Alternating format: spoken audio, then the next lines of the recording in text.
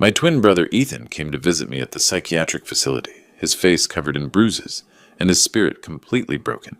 When I realized that my niece Charlotte's husband was not only abusing her, but also my own brother, I knew I had to act. So I decided to swap places with him and teach that monster Damien Cross and his family a lesson they would never forget. My name is Evan, and this is the story of how I became my brother's protector.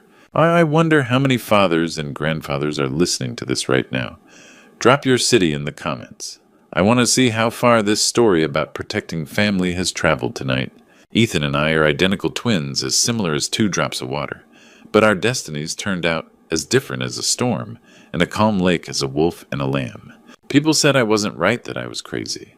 The doctor said I had impulse control disorder. I describe it as feeling too much, everything 10 times more intensely than other people. My joy can make my chest explode. My anger, that's what brought me here. The moment Ethan walked through that door, I knew something was wrong. His left eye was swollen shut, purple and black. Fresh cuts lined his knuckles. He favored his right side, broken ribs. Jesus, Ethan, what happened? He tried to smile. You should see the other guy, he joked, but his voice cracked. I'd been locked up in Portland State Hospital for 10 years. When I was 17, I put 3 guys in the hospital for cornering Ethan. The judge called me a danger to society. Maybe he was right. It's Charlotte's husband, Ethan said, slumping into the chair. Damien Cross. He hits Charlotte every day. Now he started on little Avery, too. She's only 3. The chair creaked under my grip. Sweet Avery, a baby I'd only seen in pictures. When I tried to stop him yesterday, he and his family jumped me. His mother, Beverly, his sister, Brenda, they held me down while he used his belt. That familiar fire burned in my chest. But this time it wasn't wild. This time it was focused. I walked to the barred window. 10 years doing push-ups on these bars, reading every book, learning to harness the storm inside me. The doctors thought they were rehabilitating me. They were forging me into something deadlier. Ethan, look at me. Really look. He raised his head. Like looking in a mirror. Same face, same scars, same cowlick. The only difference, I'd gotten stronger while he'd gotten beaten down. We're identical. Nobody could tell us apart. Understanding dawned in his good eye. Evan, no. You can't. Those people are animals. I smiled coldly. Brother, I've been living with animals for 10 years. The difference is these ones are locked up and those ones are running free. I grabbed his shoulders. You'll stay here where it's safe. I'm going out there to handle Damien Cross. I'm going to protect Charlotte and Avery the way I should have been doing all along. For the first time, Ethan's face showed hope. Within an hour, we had switched clothes, IDs, and lives. 20 minutes later, I walked through those hospital doors as Ethan Miller, wearing his threadbare clothes that smelled of fear and defeat. The security guard barely glanced at the discharge papers. The bus ride to East Portland took 45 minutes through neighborhoods that got progressively worse. Cracked sidewalks, boarded windows, dead grass. This was where my brother lived, where my niece was growing up. Number 1247 was a faded blue house with peeling paint and a dirt yard. The mailbox hung crooked. I could smell something rotten from the street. The key turned with a grinding sound. The smell hit me first. Unwashed dishes, stale cigarettes, something sour. The living room was chaos. Clothes thrown everywhere, empty beer bottles, a blaring television. From the kitchen came quiet sounds. Someone trying not to make noise. Then I saw her. Avery sat in the corner behind a laundry basket, almost invisible. She wore a stained pink dress too big for her tiny frame. Her dark hair hung in tangles around a face that should have been bright with mischief. Instead, her eyes held the wariness of someone much older. She looked up and pressed herself further into the corner. "Grandpa," she whispered. My heart shattered. This little girl was afraid of her own grandfather. "Hey there, sweetheart," I said softly, crouching down. "Daddy," a nervous voice called from the kitchen. "Is that you?" Charlotte appeared in the doorway. I barely recognized my niece. The vibrant woman I remembered was now a ghost. Painfully thin, dark circles under her eyes, wearing long sleeves, despite the summer heat. She held a dish towel, like a shield. "Oh," she said with relief, "it's just you, Dad."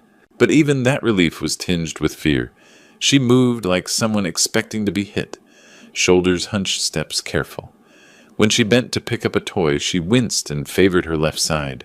"How was your appointment?" she asked, not meeting my eyes. The house told their story.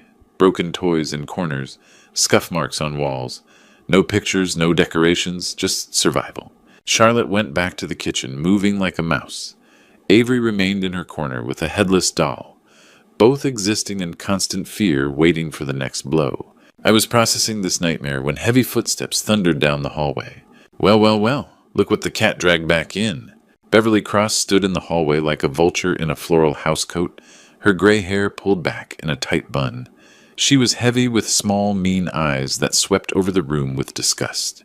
"There you are, you worthless piece of trash," she snarled. "Where the hell have you been all day, sitting around some doctor's office while my son works his ass off to keep a roof over your head?" Charlotte shrank back, and Avery curled up smaller in her corner. They'd heard this before. "Look at this dump." Beverly kicked an empty beer bottle. "No wonder my Damien comes home stressed." Brenda Cross emerged from a bedroom looking like a younger, meaner version of her mother. Behind her trailed a chubby 5-year-old with chocolate around his mouth and an entitled swagger. "Uncle Ethan's back," Brenda announced mockingly. "How nice."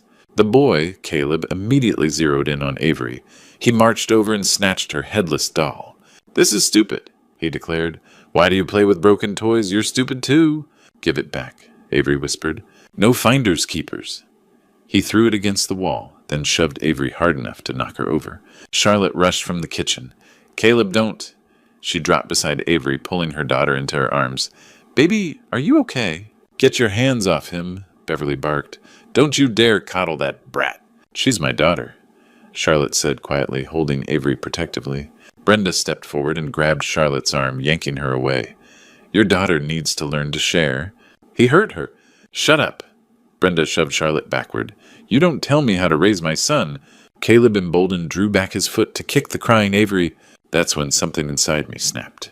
I was across the room before anyone could blink. My hand closed around Caleb's ankle mid-kick. "No," I said quietly.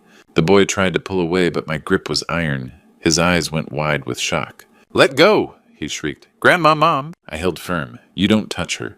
You don't take her toys. You don't push her. Understand?" Beverly charged over. "Let go of my grandson. How dare you?" I released Caleb and stood to my full height. Beverly had to crane her neck up, and something in my eyes made her step backward. "Your grandson needs manners." "Don't tell me how to raise my family," she blustered, but her voice had lost its venom. "You're nothing but a freeloader." I took a step forward. She took 2 back. "Things are going to change around here. Starting now." Brenda grabbed Caleb's hand. "Come on, baby. Let's go to Grandma's room." "But I want to play." "Not today," Brenda said quickly, never taking her eyes off me. The 3 of them retreated down the hallway, whispering frantically. A door slammed and locked. Charlotte was still on the floor, holding Avery, staring up at me with wide eyes. "Dad, what's gotten into you?" "You've never stood up to them before." I knelt beside them both. Maybe it's time I started. The house fell into an uneasy silence for the rest of the evening, but I knew this was just the calm before the storm. The rumble of a motorcycle engine cut through the midnight silence like a chainsaw through glass. I'd been lying awake in the cramped living room, using a moth-eaten couch as my bed, listening to Charlotte and Avery's quiet breathing from the back bedroom. The sound I'd been dreading had finally arrived. Damien Cross was home. The engine sputtered and died with a violent cough, followed by the crash of something metal hitting the ground. Probably the bike falling over. Heavy, unsteady footsteps stumbled up the front walk, accompanied by a string of slurred curses that would make a sailor blush. "Goddamn piece of shit bike. Lost again. Fucking cards were rigged." I sat up slowly, every muscle in my body coiled like a spring. This was it. This was the monster who'd been terrorizing my family for years. And he was about to walk through that door, drunk, angry, and looking for someone to hurt. The front door exploded inward with a bang that shook the whole house. Damien Cross filled the doorway like a nightmare made flesh. 6 feet of muscle gone to fat, wearing a grease-stained work shirt and jeans that reeked of beer and cigarettes. His face was flushed red from alcohol, and his small piggy eyes swept the room with the mean intelligence of a predator. Charlotte," he bellowed loud enough to wake the dead. "Where the hell are you? Get me some water." Now, from the back bedroom came the sound of frantic whispering and a child's frightened whimper. Avery had woken up, and she was scared. I said, "Now." Damien kicked over a chair, sending it crashing into the wall. "And what's this old bastard doing sleeping on my couch?" He focused on me with the kind of look a man gives something he's about to step on. In his drunken state, he probably thought I'd cower like I always had before. He was about to learn how wrong he was. "Get up, old man," he snarled, weaving slightly on his feet. "You want to live in my house, you follow my rules. First rule, when I come home, you disappear." I stood up slowly, deliberately. At full height, I was only an inch shorter than him, but 10 years of prison conditioning had carved me into something harder than he'd ever be. "Your house," I said quietly. "This is Charlotte's house. She pays the rent." Damien's face twisted with rage. Did you just talk back to me?" He took a stumbling step forward, raising his hand. "I'll teach you some respect, you worthless piece of shit." The slap he threw was wild, telegraphed the kind of sloppy swing that works on frightened women and children. I caught his wrist mid-swing, like catching a slow-pitch softball. "What the—" Damien's eyes went wide with shock. He tried to pull his hand back, but it might as well have been caught in a steel trap. I squeezed, not hard enough to break anything yet, just enough to get his attention. "We need to talk about the new rules around here. Let go of me." He tried to throw a punch with his free hand, but I caught that wrist too. Now I had him completely helpless, both arms trapped swaying on his feet like a scarecrow in a windstorm. "Rule number 1, I said, applying pressure to his right wrist. "You don't hit Charlotte anymore." Crack. The sound of his wrist breaking was sharp and clean, like snapping a dry branch. Damien's scream could have shattered windows. "Rule number 2, I continued as if nothing had happened. "You don't touch Avery, ever." Before he could scream again, I drove my fist into his solar plexus with surgical precision. All the air left his lungs in a whoosh, and his eyes rolled back in his head. I released his wrists, and he crumpled to the floor like a sack of wet concrete. From down the hallway came the sound of doors slamming and frantic whispers, but Beverly and Brenda were too scared to come investigate. Early the next morning, 2 police officers stood on the front porch, their patrol cars' red and blue lights casting shadows across the neighborhood. The older sergeant held a notebook while his younger partner kept his hand near his weapon. "Are you Ethan Miller?" the sergeant asked. "Yes, sir. I'm Officer Hayes. This is Detective Campbell. We received a complaint about an assault. May we come in?" I stepped aside. Charlotte emerged from the bedroom, clutching her robe, with Avery peeking out behind her legs. Damien sat slumped in a kitchen chair, his right wrist wrapped in a makeshift splint. His face was pale and sweaty. "There he is." Damien pointed with his good hand. "That crazy old bastard attacked me. Broke my wrist for no reason. I want him arrested." Officer Hayes looked between us. "Sir, can you tell us your version?" "I came home from work and he just went crazy." Damien whined. Started grabbing me, twisting my arm. "I think he's having a mental breakdown." Detective Campbell examined Damien's wrist. "This is a serious injury. Mr. Miller, what's your side?" I reached into the kitchen drawer where Charlotte kept important papers. My brother had documented everything. "Officers, before we go further, you should see these." I spread medical reports across the table. Photos of bruises, x-rays of broken ribs, doctor's notes describing injuries consistent with domestic violence. All dated over 2 years, all with Charlotte's name. "These are my daughter's medical records," I said quietly. "Every time he's beaten her." Officer Hayes picked up a photo. Charlotte's face so swollen her eyes were nearly shut. "Jesus Christ. And these are my medical records from yesterday." More photos of violence. He did this when I tried to stop him from hitting my granddaughter. Detective Campbell studied the dates. "Mr. Cross, these records show a pattern going back years.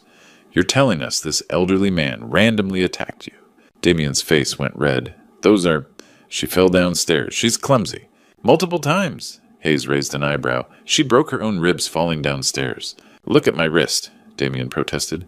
"After you tried to hit him," I said calmly. "In front of witnesses, in his own home, where you've been abusing his daughter for years." Charlotte stepped forward, her voice barely a whisper. "Officers, it's true. Everything in those files. He hits me almost every day. Yesterday, he hit my father when he tried to protect Avery." The officers exchanged a look. "Mr. Cross," Hayes said coldly, "we could arrest you right now based on this evidence. The only reason we're not is because your victims haven't pressed charges yet. But my wrist got broken when you assaulted an elderly man in his own home." Campbell interrupted. "You're lucky he didn't do worse. This is your only warning. If we get called back, you're going to jail." They left Damien holding his broken wrist, staring at the medical records that destroyed his victim's story. After the patrol car disappeared, the house fell silent, except for whispered conversations from Beverly and Brenda's room. That evening, I could hear Beverly and Brenda whispering frantically in the kitchen, plotting their next move. By dinner time, the Cross family had apparently decided on their strategy. Beverly emerged from her room with an almost cheerful demeanor, while Brenda actually managed what might have been a smile. Even Damien, despite his broken wrist, seemed more confident than he'd been since the police visit. "Ethan," Beverly called out in a honey-sweet voice that made my skin crawl. "Why don't you join us for dinner tonight? I made your favorite, chicken soup." Charlotte looked up from where she was feeding Avery, surprise flickering across her face. In all the years she'd lived here, Beverly had never once invited her father to eat with the family. "That's very kind of you," I replied carefully, taking a seat at the kitchen table. The bowl of soup Beverly placed in front of me smelled delicious, but something about her eager expression set off every alarm bell in my head. "Go on, try it," she urged, practically bouncing on her feet. "I put extra seasoning in it just for you." I lifted the spoon to my lips, pretending to take a sip, then suddenly jerked my elbow as if startled by a sound. The bowl went flying, soup splashing across the floor in a steaming puddle. "Oh no!" I exclaimed, jumping up. "I'm so sorry, Beverly. How clumsy of me." Her face went through several emotions in rapid succession. Disappointment, anger, then forced understanding. "Oh, it's fine. These things happen." But I caught the look that passed between her and Brenda. They'd been counting on that soup working. "I'll just make myself a sandwich," I said, cleaning up the mess. "Don't trouble yourself making another batch." The rest of the evening passed in tense silence. Around 10 o'clock, I announced I was tired and settled down on the living room couch, pulling a thin blanket over myself. Within minutes, I was breathing deeply and evenly, every appearance of a man fast asleep. But I wasn't sleeping. Every sense was heightened, waiting. Around midnight, I heard the soft creak of floorboards. Someone was moving through the house, trying to be quiet. The footsteps paused outside the living room, then came closer. Through barely opened eyelids, I saw Damien's silhouette against the dim light from the hallway. Despite his injured wrist, he carried a coil of rope in his good hand. His face was set in grim determination as he approached the couch. He moved slowly, carefully, trying not to wake his intended victim. When he was close enough, he reached out to grab my shoulder.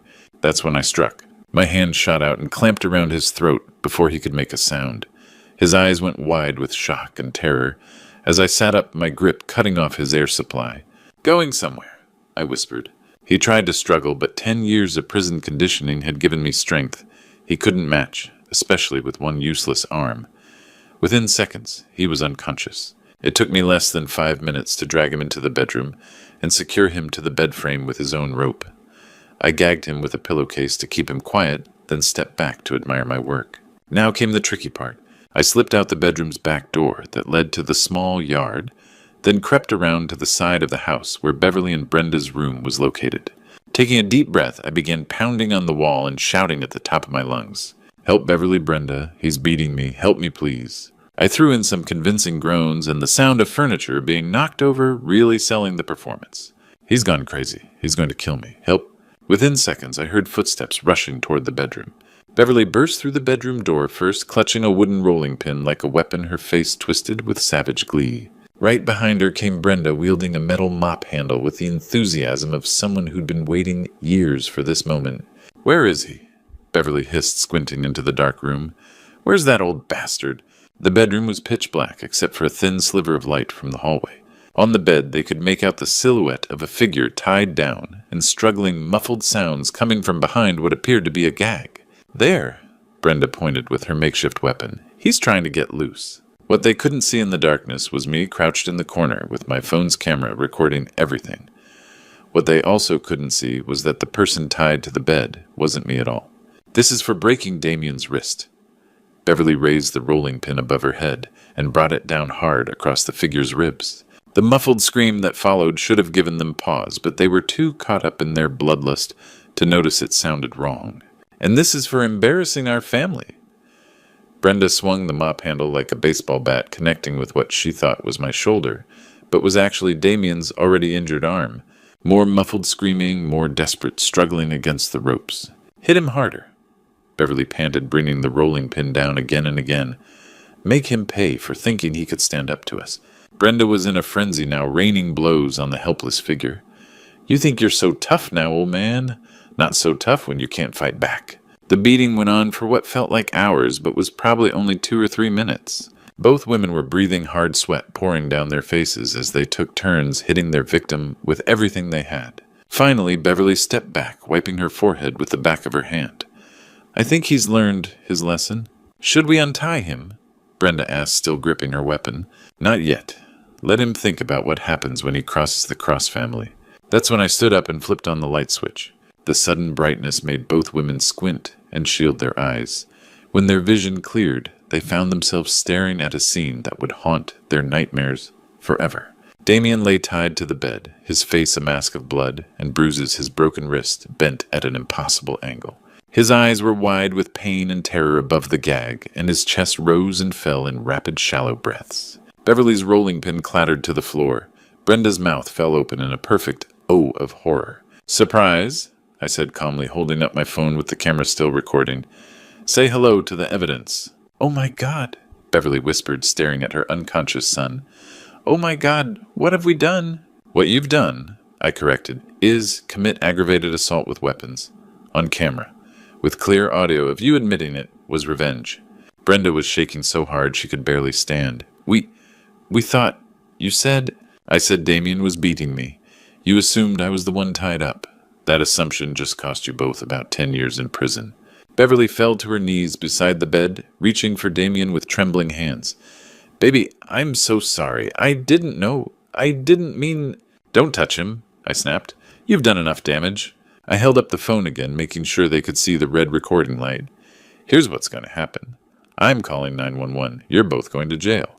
And this video is going to make sure you stay there for a very long time." Both women were crying now, the reality of what they'd done finally sinking in. Within minutes, I was on the phone with 911 reporting a serious assault. The wail of sirens cut through the night air like a symphony of justice. Red and blue lights painted the narrow alley in strobing colors as 2 patrol cars and an ambulance squeezed into the cramped space in front of the house. Officer Hayes was the first through the door, his hand resting on his weapon, until he saw me standing calmly in the living room. Detective Campbell followed close behind, along with 2 paramedics wheeling a stretcher. "Mr. Miller, what's the situation?" "The situation," I said, holding up my phone, "is that I have video evidence of aggravated assault with deadly weapons." I led them to the bedroom where Beverly and Brenda sat huddled in the corner, still in shock from what they'd done. Damien lay unconscious on the bed, his breathing shallow and labored. "Jesus Christ," one of the paramedics muttered, immediately going to work checking Damien's vital signs. "This guy's in bad shape. Multiple contusions, possible internal bleeding, and this wrist is completely shattered." Detective Campbell looked at the blood-stained rolling pin and mop handle on the floor, then at the 2 women. "Ladies, you're under arrest for aggravated assault." "But we thought..." Beverly started to protest. "Ma'am, I don't care what you thought. You beat a man with weapons while he was tied to a bed. That's attempted murder in my book." Officer Hayes was already reading them their rights while fitting handcuffs around their wrists. Brenda was sobbing uncontrollably while Beverly kept staring at her unconscious son with horror. "The video shows everything," I told Detective Campbell, handing him my phone. "They came in with weapons, admitted it was revenge, and beat him for several minutes while he was helpless." Campbell watched the footage, his expression growing darker with each passing second. "This is some of the clearest evidence of assault I've ever seen. These women are going away for a long time." The paramedics loaded Damien onto the stretcher, working frantically to stabilize him. "We need to get him to Portland General immediately. He's got at least 3 broken ribs, and I'm worried about internal bleeding." As they wheeled him out, Beverly called out desperately, "Damien, baby, I'm sorry I didn't know it was you." "Save it for the judge," Officer Hayes said, guiding her toward the patrol car. Within an hour, the house was empty except for me, Charlotte Avery, and 1 very confused 5-year-old boy. Caleb stood in the middle of the living room, looking around at the bloodstains and overturned furniture, trying to process what had happened to his world. His grandmother and mother were gone, his uncle was in the hospital, and the old man he'd been bullying was suddenly in charge. "Where's my mom?" he asked in a small voice. "Your mom and grandma did something very bad?" I explained, crouching down to his level. "They hurt someone, so the police had to take them away." His lower lip started to tremble. For all his bratty behavior, he was still just a scared little kid whose world had just collapsed. "Am I in trouble too?" he whispered. "That depends," I said seriously. "Do you remember how you treated Avery?" He nodded, looking ashamed. And do you remember what I told you about how knights are supposed to behave? Another nod. Well, Caleb, here's the thing. Your mom and grandma are going to be gone for a while. That means you're going to be staying with us. And in this house, we have rules. I stood up and walked over to where Avery was peeking out from behind Charlotte's legs. Avery, I said formally, I hereby name you queen of this house. And Caleb, I turned back to the boy. You are now Sir Caleb, sworn to protect Queen Avery, and make sure she's happy and safe. Caleb's eyes widened. Despite everything, the idea of being a knight clearly appealed to him. What does a knight do? He asked. A knight shares his toys with the queen. A knight never pushes or hits the queen. A knight makes sure the queen gets the best food and the most comfortable chair. Can you do that, Sir Caleb? He looked over at Avery, who was watching him with cautious hope in her eyes. Yes, he said quietly, I can do that. 7 days after the assault, Damien limped through the front door with his arm in a sling and his ribs wrapped in bandages. Behind him shuffled Beverly and Brenda, both looking like they'd aged 10 years during their week in county jail. Their orange jumpsuits had been replaced with wrinkled clothes, but the defeated look in their eyes remained. Well, well, I said from my seat at the kitchen table where I'd been helping Avery with a coloring book. The gang's all here. Damien could barely look at me. His mother had beaten him so severely that he'd needed surgery to repair internal bleeding. The irony wasn't lost on any of us. We're back, he mumbled, avoiding eye contact. The charges were dropped when I refused to testify. How generous of you, I replied. But we need to talk about the new arrangement. I stood up and walked to the kitchen counter where I'd prepared a folder full of documents. Since you're all back, it's time to settle accounts. Beverly's eyes narrowed. What kind of accounts? Well, let's see. I opened the folder. 7 years of Charlotte paying rent on this house while you freeloaded. 7 years of medical bills from your son's abuse. 7 years of trauma therapy that my granddaughter is going to need. Pain and suffering. Emotional distress. I slid a piece of paper across the table. $400,000. That's what you owe this family. Damien's jaw dropped. 400,000? Are you insane? We don't have that kind of money. Then you'll get it. Liquidate your assets, get loans, sell whatever you own. I don't care how you do it, but you're going to pay. Brenda laughed bitterly. And if we don't? I held up my phone, showing the video that had already been copied to multiple cloud accounts. Then this goes viral on every social media platform. Your faces, your names, your voices admitting to assault. Good luck finding jobs or housing after that. The room fell silent except for the sound of Avery's crayons on paper. There's one more thing, I continued. Charlotte is divorcing you, Damien, today. The papers are already filed. Charlotte appeared from the bedroom dressed in clean clothes and carrying a small suitcase. For the first time in years, she stood up straight, her shoulders back, her head held high. I'm taking Avery and moving in with my father, she announced. The real one. What do you mean, the real one? Beverly asked suspiciously. That's when the front door opened one more time and Ethan walked in. My twin brother looked healthier than he had in years. His face filled out, his eyes bright and clear. Hello, everyone, he said with a smile. The doctors say I've made a remarkable recovery. Amazing what a week of peace and quiet can do for a man's mental health. The Cross family stared at him, then at me, then back at him, trying to process what they were seeing. You see, I explained, while you were busy destroying each other, my brother was getting the help he needed, and I was getting the justice my family deserved. Ethan walked over and put his arm around Charlotte. Come on, sweetheart, let's go home. As we prepared to leave, I turned back to the 3 broken people sitting at that kitchen table. You know, for 7 years you made my family's life hell because you thought you could. Because you thought we were weak. Because you thought nobody would stand up to you. I picked up Avery, who wrapped her arms around my neck trustingly. But here's what you never understood about family. When you hurt one of us, you hurt all of us. And when you threaten our children, you wake up something in us that you really don't want to meet. I looked each of them in the eye. Sometimes the people you think are weak are just waiting for the right moment to show you how strong they really are. We walked out of that house and never looked back. Charlotte got her divorce, we got our money, and Avery got the childhood she deserved. But most importantly, we got each other back. Because at the end of the day, family isn't just about blood. It's about who's willing to fight for you when the world gets dark. It's about who will swap places with you when you can't fight anymore. It's about love that's stronger than fear and courage that's deeper than anger. Looking back at this true story, I realize I became someone I never thought I'd be. 10 years in that hospital didn't break me. It forged me into a weapon. But here's the thing, don't become like me. Don't let anger consume you until violence becomes your only language. I spent a decade learning to control my rage, but the truth is, I should have learned to channel it differently. God gave us strength, not just to fight, but to protect. The lesson isn't that you need to break bones to defend your family. It's that you need to stand up before it gets that far. These grandpa stories we tell ourselves about being too old, too weak, too tired to make a difference. They're lies. Age doesn't make you powerless.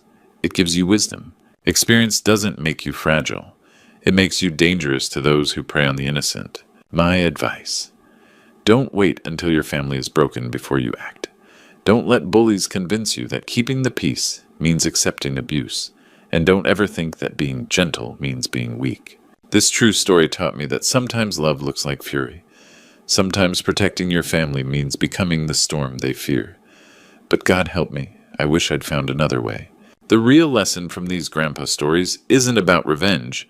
It's about recognition. Recognize the signs early. Speak up sooner. Get help before the situation explodes.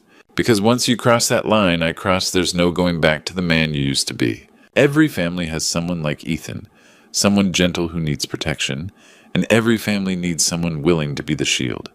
Just try to be a smarter shield than I was. This true story changed all of us. I pray yours has a gentler ending. If this story made you think about the protectors in your own family, please share it with someone who needs to hear it. Drop a comment below about a time someone stood up for you, and don't forget to subscribe for more real-life stories that matter. Sometimes the most powerful grandpa stories are the ones that remind us what we're truly capable of when love is on the line. He's getting older, more forgetful. We're concerned about his ability to maintain such a large property. My son Sterling told the real estate agent, not knowing I was listening. At Thanksgiving dinner, I proved just how sharp my memory really was, and destroyed their lives with one envelope. Before I tell you what was in that envelope, drop a comment with your location if you think family betrayal is the worst kind of betrayal.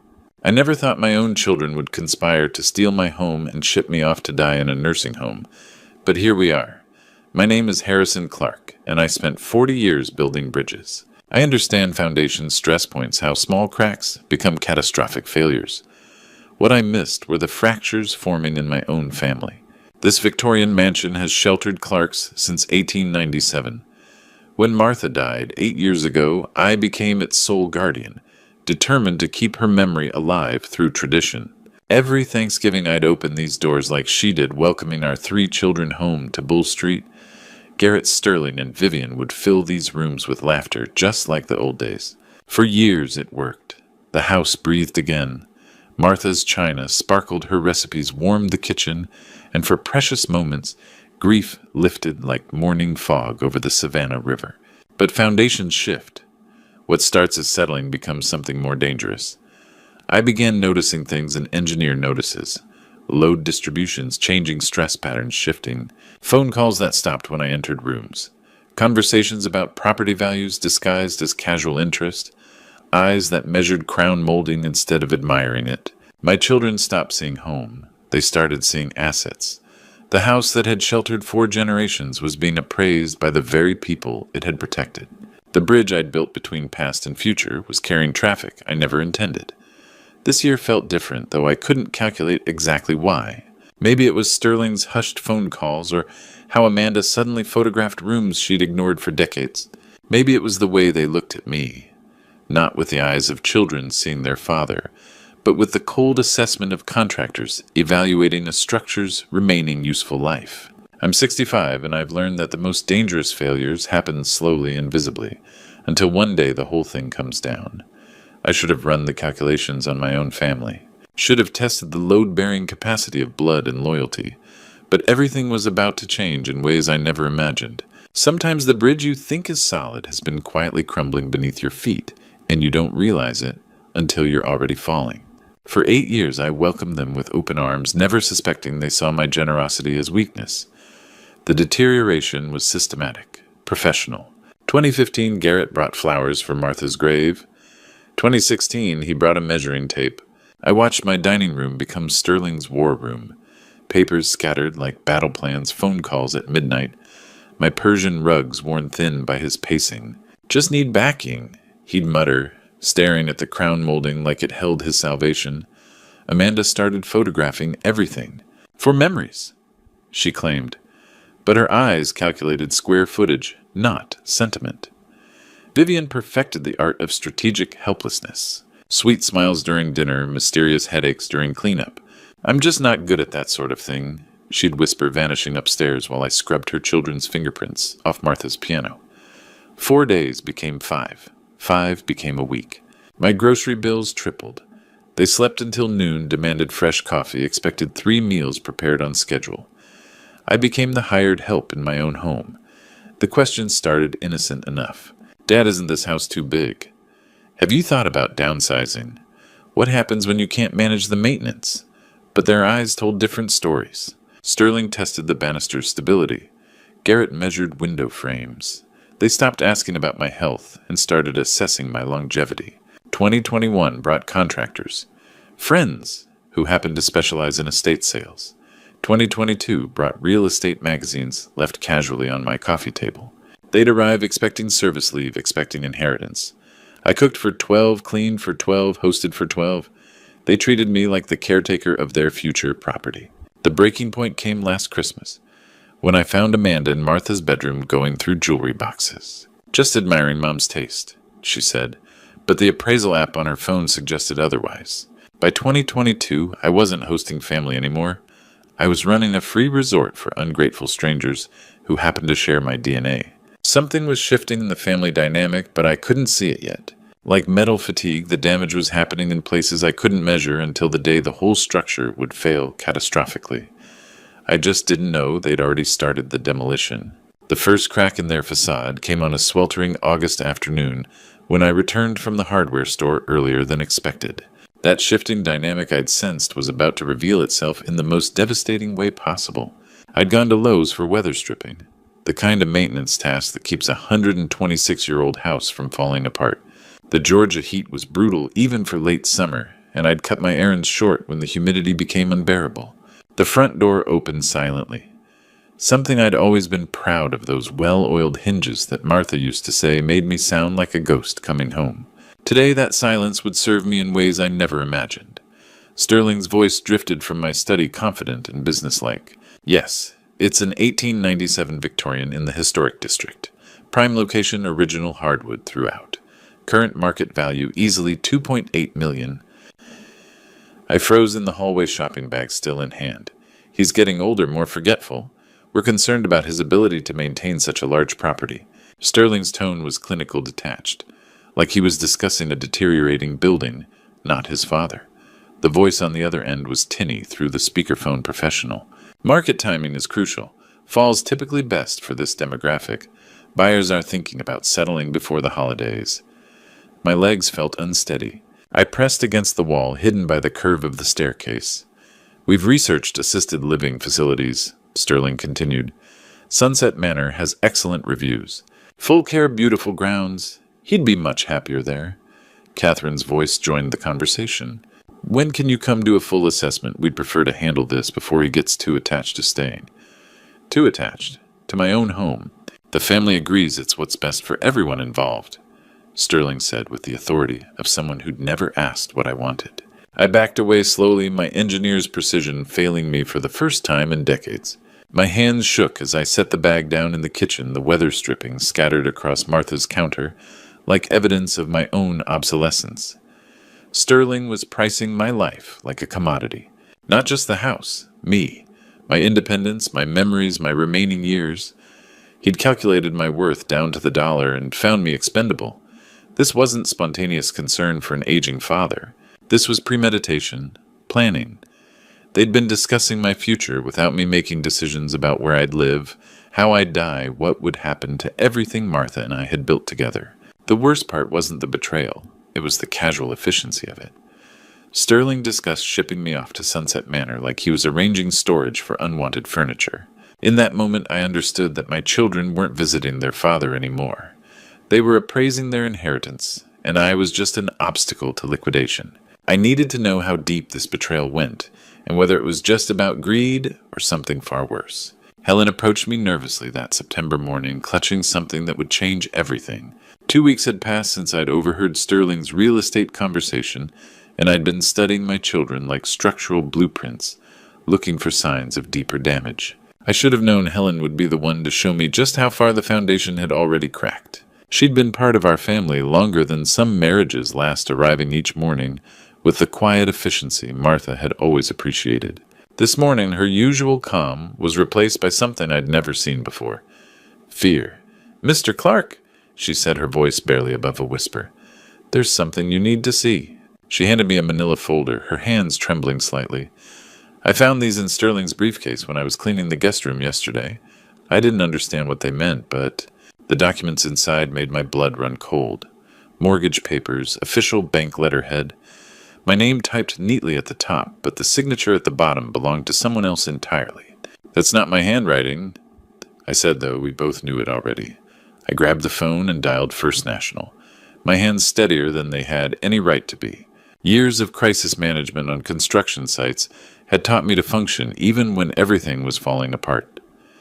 "There's been some kind of mistake with my mortgage," I told the loan officer. "No mistake, Mr. Clark. Your home equity loan was approved 3 months ago. $120,000.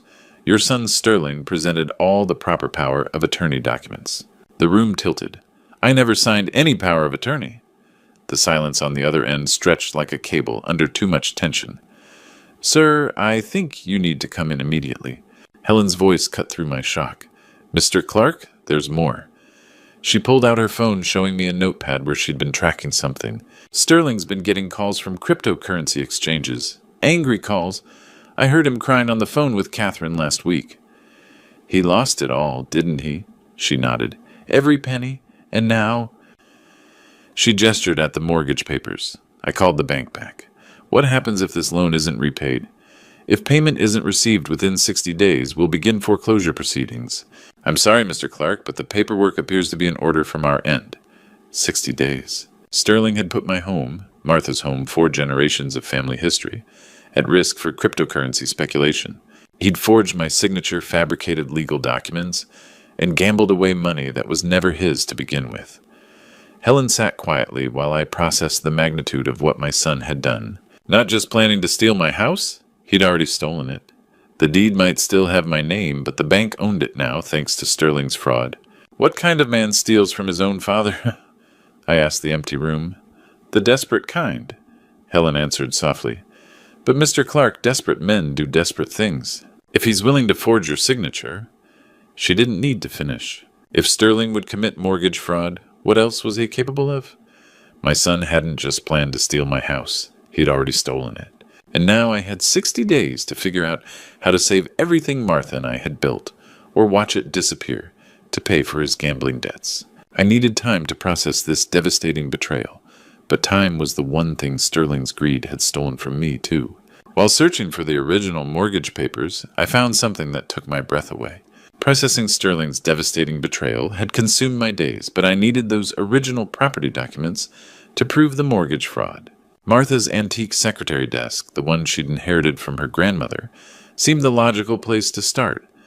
I'd avoided that desk for 8 years. Too many memories lived in those drawers. Too much of Martha's essence still lingered in the careful organization of her papers. But desperation makes you brave, and Sterling's 60-day deadline left no room for sentiment. The main drawers held what I expected: insurance policies, tax records, the mundane paperwork of a life well lived.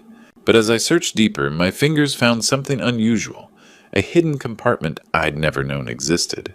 Inside lay a sealed envelope, Martha's handwriting unmistakable across the cream-colored paper, to be opened only if our children prove unworthy of our love, Martha. My hands shook as I broke the seal. Martha's real will dated 1 week before her death, written in her careful script, with the precision of someone who knew time was running out. "My dearest Harrison," it began, "if you're reading this, then our fears about the children have proven true. I've watched them change these past few years, seen the way they look at our home at us. If they have forgotten the values we taught them, if love has been replaced by greed, then all our assets should go where they'll do the most good, to children who have nothing." The legal language was clear and binding. If Harrison determines that our children have forgotten that love without respect is not love at all, Then all property, investments, and assets shall transfer immediately to children's charities in the Savannah area. Martha knew. Somehow my brilliant wife had seen this day coming and prepared for it. I found more evidence in her files. Correspondence with children's hospitals, meetings with lawyers I'd never met, conversations about establishing trusts. The will my children had shown me after her funeral was a forgery. They'd hidden Martha's true wishes and created their own version, one that guaranteed their inheritance, regardless of their behavior. The next morning I drove to James Patterson's law office downtown. He was Martha's choice, not mine. A man whose reputation for integrity was legendary in Savannah's legal circles. I need to execute my late wife's true wishes, I told him, placing Martha's will on his mahogany desk. Patterson read carefully, his expression growing more serious with each paragraph. This is ironclad, Mr. Clark. Your wife was very thorough. That afternoon I met with the Savannah Children's Hospital Foundation. The development director, a kind woman with gentle eyes, smiled sadly when I introduced myself. Mrs. Clark spoke with us several times before she passed, she said. She hoped it would never be necessary, but she wanted everything in place just in case. She said she'd rather help children who had nothing than reward children who had forgotten everything. October flew by in a blur of legal preparations. Every document had to be perfect, every contingency planned. Martha had given me the perfect weapon against my children's greed, but I had to wield it carefully. The irony wasn't lost on me. While Sterling was forging documents to steal from me, I was preparing documents to honor my wife's deepest wishes. While he was destroying our family's foundation, I was building something that would last beyond all of us. Martha had given me the perfect way to honor her memory and teach our children the lesson they desperately needed. This Thanksgiving would be unlike any other in our family's history. Martha's final gift would either save our family or finish what Sterling's greed had started. Either way, justice would finally be served. Thanksgiving morning felt like the calm before a storm that had been 8 years in the making. The dining room had never looked more elegant. Helen had outdone herself with the table setting. Martha's finest china gleaming under the crystal chandelier, autumn centerpieces arranged with mathematical precision. Enough place settings for the family that was about to implode. Unlike any other Thanksgiving in our history, this one would end everything. They arrived in high spirits, laughing and joking as they filled the foyer with coats and conversation. Sterling seemed particularly jovial, practically bouncing on his heels as he surveyed the rooms. Dad's finally seeing reason about downsizing, he whispered to Catherine, loud enough for me to hear. This place will bring a fortune. Garrett nodded approvingly at Amanda's latest photographs of the crown molding. The market timing couldn't be better. Even Vivian seemed lighter, as if a great weight was about to be lifted from her shoulders. They had no idea they were walking into their own judgment day. Dinner proceeded normally. Turkey carved with precision sides, passed with practiced courtesy small talk flowing like wine. They complimented Helen's cooking, admired the autumn decorations, discussed everything except what they'd really come for. As we finished dessert, I stood slowly, my engineer's mind calculating the exact moment for maximum impact. Before we give thanks, I said, my voice cutting through their comfortable chatter, we need to address some truths. The room stilled. Sterling's fork froze halfway to his mouth. I've asked my attorney to join us as a witness to what happens next. I gestured to James Patterson, who stepped forward from the hallway where he'd been waiting. Sterling's face drained of color. Dad, what's going on? Sterling, I said, placing the mortgage documents on the table like evidence in a trial. Would you like to explain the $120,000 mortgage you forged against my house? The silence was deafening. Catherine's wine glass slipped from her fingers, shattering against Martha's china plate. I can explain, Sterling stammered, but his voice cracked like a teenager caught stealing. You gambled away $120,000 of stolen money on cryptocurrency? I continued, my voice steady as bedrock. Money you obtained by forging my signature and fabricating power of attorney documents. Garrett shot to his feet. I had no knowledge of this. I'm an officer of the court. Sterling, you promised me you'd tell him. Catherine hissed, tears streaming down her face. But I wasn't finished. There's something else you should know, I said, producing Martha's sealed envelope. Your mother's real will. I read Martha's words aloud, her voice seeming to fill the room from beyond the grave. Love without respect is not love at all. If our children have forgotten the values we taught them, all assets shall go to children's charities. Vivian's sob broke the silence. We never saw this will. Because you hid it, I replied, and forged a fake one, just like Sterling forged the mortgage papers.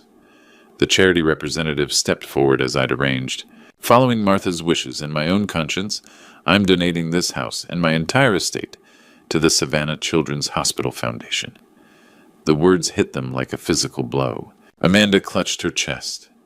Douglas gripped the table for support. Sterling looked like he might vomit. And Sterling, I added, meeting his terrified eyes, the FBI will be very interested in your mortgage fraud. James has already made the call. The moment of complete silence that followed was unlike anything I'd ever experienced. It was the sound of a family destroying itself of greed, finally meeting consequences of Martha's wisdom, proving itself from beyond the grave. The silence that followed was deafening. Not just quiet, but the complete absence of everything that had once made us a family. The explosion that followed wasn't just anger, it was pure desperate panic. That deafening silence shattered like glass as the full weight of their situation hit them. This wasn't a family disagreement anymore. This was financial ruin, criminal charges, and the complete destruction of everything they'd counted on. Sterling was the first to crack. "Dad, I can explain. I was going to tell you." His voice pitched higher with each word like a man drowning in his own lies. "We needed the money." Catherine screamed, her composure completely gone. Sterling's business was failing. We had creditors calling every day, but Garrett, ever the lawyer, immediately went into self-preservation mode. I knew nothing about mortgage fraud. I'm an officer of the court. I could be disbarred. Amanda's face twisted with rage. "This is insane. You can't just give away our children's inheritance. We have rights." "Daddy, please." Vivian dissolved into tears, her gentle facade crumbling. "We never meant to hurt you. We were just worried about you being alone in this big house." Douglas tried to play peacemaker, his voice shaking. "Maybe we should call this off, talk privately, work something out." But I remained perfectly calm, Martha's strength flowing through me like steel reinforcement. In concrete, "Your mother predicted this exact moment," I said, pulling out more of Martha's letter. She wrote, "When confronted with their greed, they will blame everyone but themselves. They will claim victimhood while victimizing others. They will demand rights they never earned and love they never gave." The accuracy of Martha's predictions was devastating. Every word she'd written was playing out exactly as she'd foreseen. Their desperation escalated like a building under too much stress. "We'll contest this," Garrett shouted, his professional composure shattered. "You're not mentally competent. No court will uphold this. You're destroying the family over money." Sterling accused, the irony completely lost on him. "What about the grandchildren?" Vivian pleaded, trying one last manipulation. "They're innocent. You're punishing them for our mistakes." I stood up slowly, my engineer's mind calculating the exact moment for my final words. "You wanted my house so badly?" I said, my voice carrying the authority of 4 decades, building things that last. "You forgot I was still living in it." The room fell silent again, but this time it was the silence of defeat, not shock. "Get out," I said quietly. "All of you. And don't come back until you remember what family actually means." James Patterson stepped forward, his presence a reminder that this wasn't just family drama anymore. It was a legal matter. "The FBI will want to interview Sterling within the week," he said matter-of-factly. That's when the real panic set in. Sterling's face went gray. Catherine started hyperventilating. Even Garrett looked terrified, realizing his brother's crimes could splash onto his legal career. They left in stages like a building collapsing floor by floor. Sterling stumbled out first, Catherine supporting his shaking frame, both of them destroyed by the weight of criminal consequences. Garrett tried to maintain some dignity, but his parting threat fell flat. "This isn't over, Dad. We'll fight this." Vivian was the last to leave, tears streaming down her face. "I love you, Daddy," she whispered, but even that felt calculated now. As I watched them drive away, Sterling's car weaving slightly, Garrett's tires squealing, Vivian's brake lights disappearing into the Savannah twilight, I wondered if I'd just saved my family or destroyed it forever. Helen appeared beside me, her loyal presence steady as always. "You did what Mrs. Martha would have wanted," she said softly. "Only time would tell if I'd made the right choice, but for the first time in years, I felt like I was finally building something instead of watching it crumble." 12 months of traveling the world had given me perspective, but coming home to Savannah felt like stepping into a completely different life. The house looked exactly as I'd left it, maintained with the same care Helen had always shown, but now under the gentle stewardship of the Children's Hospital Foundation. They'd honored their promise. I could live here as caretaker for as long as I needed tending to the place that had shaped 4 generations of Clarks. Whether I'd made the right choice would be answered by the 3 separate phone calls I'd received during my last week in Scotland. Vivian came, first arriving on a crisp November afternoon, with none of the helpless fragility I remembered. She walked differently now, shoulders back, eyes direct, like someone who'd finally learned to carry her own weight. I divorced Douglas, she said without preamble, settling into Martha's favorite chair. I finally stood up for myself like you taught me that Thanksgiving. She told me about her new job teaching at an inner-city school, working with children who had nothing but still managed to smile. Working with kids who have nothing taught me what really matters. Mom's letter was right about all of us. Garrett arrived the next day looking older, but somehow more solid. The arrogance was gone, replaced by humility. I lost several major clients. Amanda filed for separation. I spent a year in therapy, Dad, learning that my worth isn't my wealth. His voice broke slightly. The grandchildren ask about you constantly. I want to earn back the right to be your son. Sterling came last, arriving alone in a beat-up pickup truck, his transformation the most dramatic of all. He'd lost significant weight, his face weathered by honest work and honest consequences. Dad, I served 6 months in minimum security. Federal prison. It was the best thing that ever happened to me. He sat heavily in the chair where he'd once plotted my future. The first month I was angry at everyone but myself. Blamed you for being unreasonable. Blamed Catherine for not supporting me.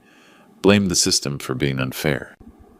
Then my cellmate, an old man named Frank, who'd embezzled from his church, asked me a simple question. What did you build, son? I told him about my failed businesses, my schemes, my plans.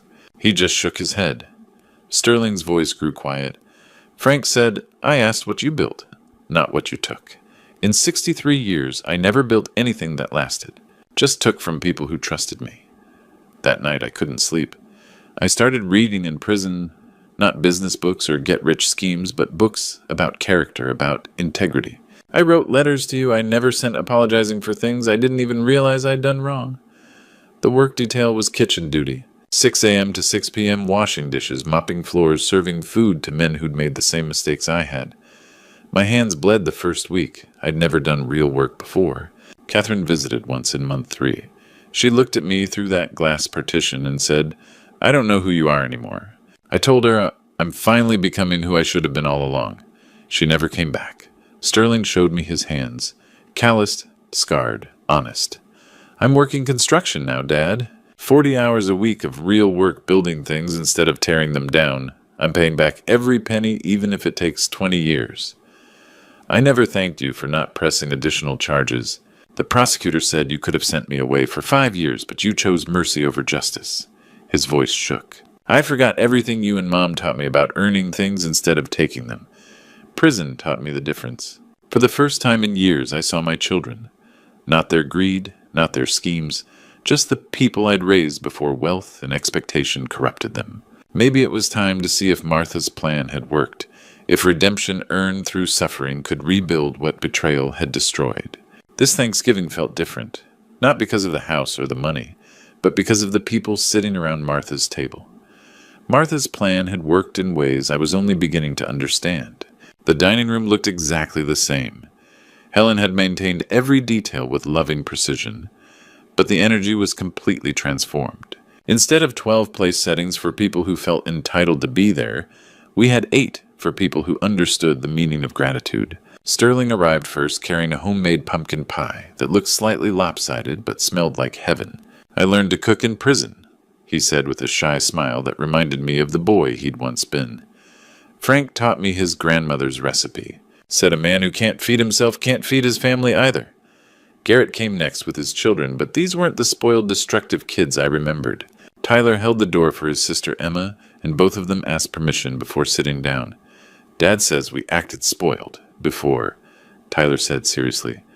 We want to earn our allowance now, Grandpa. Emma nodded earnestly.